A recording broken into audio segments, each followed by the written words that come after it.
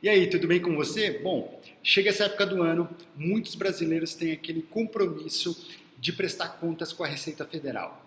Entram para esse grupo as pessoas que tiveram rendimentos tributáveis acima de R$ 28.559,70 ou rendimentos isentos superiores a R$ 40.000.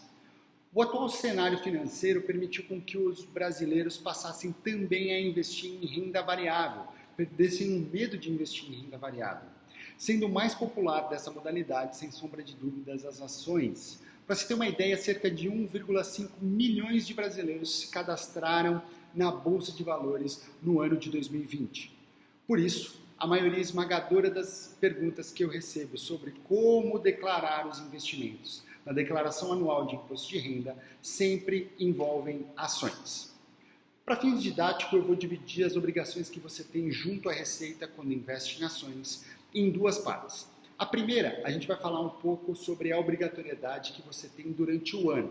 E a segunda, sobre como preencher, propriamente dito, a declaração de imposto de renda, né? Durante o ano, o investidor ele deve mensalmente fazer um balanço entre os valores de compra e venda que ele fez dentro do mês e verificar se ele teve algum ganho de capital. Havendo ganho de capital, esse investidor ele precisa emitir uma DARF, ou seja, o Documento de Arrecadação de Receitas Federais, e fazer o pagamento do imposto de 15% sobre os ganhos auferidos. Porém, ele deve descontar todas as taxas, sejam da corretora ou da Bolsa de Valores. O pagamento deve ser efetuado até o último dia útil do mês seguinte ao mês da apuração.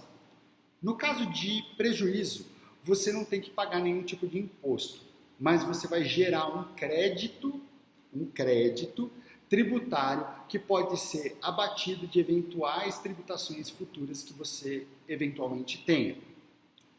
Para você entender de uma forma prática, suponha que você em janeiro tenha um prejuízo de R$ 5.000 nas suas operações na bolsa. Em fevereiro, você lucrou R$ 10.000. Isso significa que em janeiro você não vai precisar pagar absolutamente nada.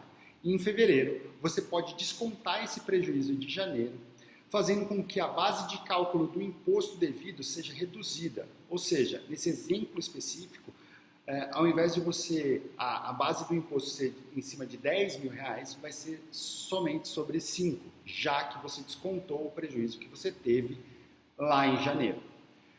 Para a emissão da DARF, vale observar duas situações específicas, tá? A primeira delas é, você só precisa gerar a DARF se as suas vendas de ações superarem R$ 20.000 dentro do mês. Abaixo disso, o investidor pessoa física é isento dessa geração de DARF, tá? Para o day trade, ou seja, para compra e venda de ações no mesmo dia, valem as mesmas regras de apuração. Porém, duas diferenças importantes devem ser vistas aqui, tá? A primeira delas é que não existe isenção. Independente do valor que você negociar no day trade, você necessariamente e obrigatoriamente precisa gerar a DARF. E a segunda é que a alíquota não é de 15% e sim de 20% sobre os ganhos que você tiver. Outro ponto que o investidor tem que ficar atento, se atentar, é que em toda venda de ação, ela é marcada por um imposto chamado dedo duro. Funciona assim, e você já vai entender por que o imposto chama dedo duro.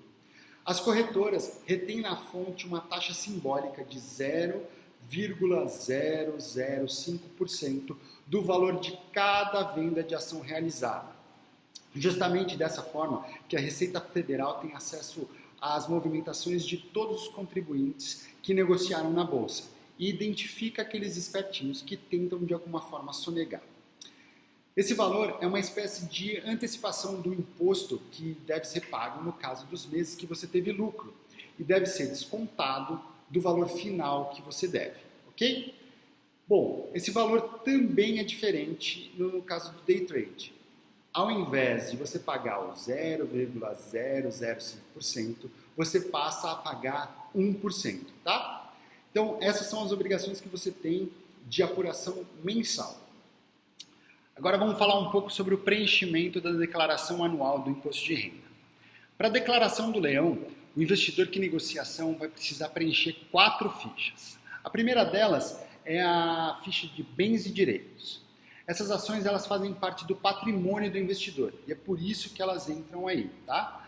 As posições das ações mantidas até o dia 31 de dezembro de 2020 devem ser declaradas aqui, mesmo que o investidor não tenha realizado nenhuma operação ao longo do ano, tá bom? É simples, você vai precisar somente do informe de rendimentos da sua corretora. Na ficha Bens e Direitos, você vai selecionar o código referente à ação e no campo Discriminação, você vai informar a quantidade de ações que você possuía, tipo e o nome e o CNPJ de cada empresa, além da corretora. No campo Situação, tanto no dia 31 de 12 de 2019 como no 31 de 12 de 2020, você vai precisar inserir o valor da aquisição das ações. Aqui vale um lembrete, tá? Você vai precisar colocar o preço que você comprou o papel e não a cotação do último dia do ano. A segunda ficha que você vai ter que preencher é a de rendimentos sujeitos à tributação exclusiva e definitiva. Para quem possui ação, você pode receber juros sobre capital próprio e é aí que você vai declarar, tá? Na ficha rendimentos sujeitos à tributação exclusiva e definitiva, você vai selecionar a opção juros sobre capital próprio. Vai inserir o beneficiário, ou seja, o nome e o CNPJ da empresa que realizou esse pagamento para você, assim como a soma dos valores recebidos em 2020. Você vai repetir essa operação para cada uma das ações que você tiver na carteira que te pagaram esse juro sobre capital próprio.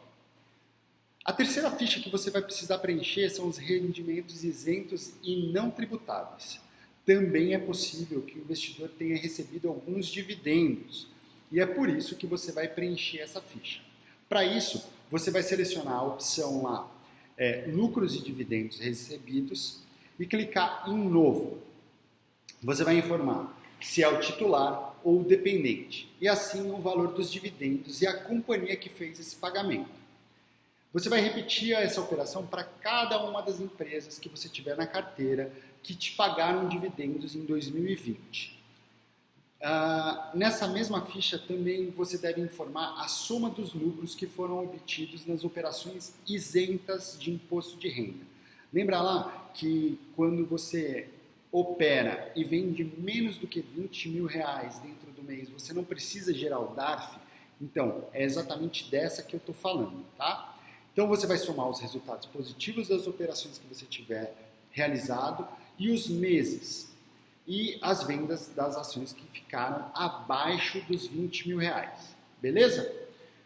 Na ficha Rendimentos Isentos e Não Tributáveis, você vai selecionar a opção Ganho Líquido em operações no mercado à vista e de ações negociadas em bolsa de valores, nas alienações realizadas até R$20 mil.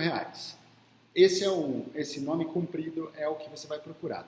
Se eu não me engano, é o número 20 dessa opção, tá? Você vai inserir o valor e o valor somado, né? E o beneficiário que recebeu isso daí, tá bom? A última ficha que você vai ter que preencher é a ficha de renda variável. É nessa ficha que você vai informar aquelas operações que foram tributadas, ou seja, aquelas que você gerou o DARF e pagou o DARF, né? São aquelas as vendas acima de R$20 mil. Você vai abrir a opção lá, Operação Comum Day Trade, beleza? Do lado esquerdo da tela vai haver uma abinha para cada mês do ano. Você vai trabalhar um mês de cada vez. Sempre que você tiver, por exemplo, negociado acima de R$20 mil em um determinado mês, você precisa inserir naquele mês, tá? Ao abrir essa aba, você vai ver um quadro intitulado Tipo de Mercado /Ativo, tá? Nele, você vai abrir uma opção de mercado à vista.